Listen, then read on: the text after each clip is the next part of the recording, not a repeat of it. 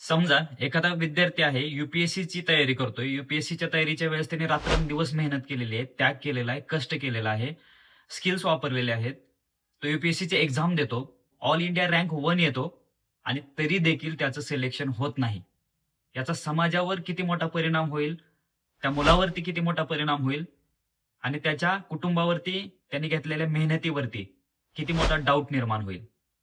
Hari Sawant left arm spinner आहे. गेले कित्येक दिवस तो इन्व्हिटेशन मॅचेस खेळतोय. एमसीएच्या कित्येक दिवस झालं मॅचेस खेळतोय.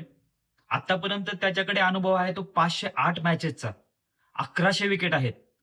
नुकत्याच झालेल्या एमसीएच्या महा टी20 स्पर्धेमध्ये 8 मॅचमध्ये 18 विकेट घेतलेले आहेत आणि तो 1 नंबरला आहे. टॉपला फिनिश केलंय.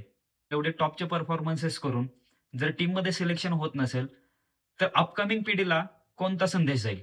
एवढी सगळी मेहनत करून, एवढा सगळा त्याग करून, त्याच्या मागे कुटुंब त्याग करतंय, त्याच्या मागे कोचेस त्याग करतायत, स्वतः खेळाडू त्याग करत असतो. नक्कीच हरी सावंतला एक चान्स मिळायला हवा, तो डिझर्व्ह करतो आणि महाराष्ट्र क्रिकेट असोसिएशनसाठी त्याचा फायदा होईल. एक मजबूत लेफ्ट आर्म स्पिनर आहे, स्किलफुल आहे, एक कंप्लीट प्लेयर आहे.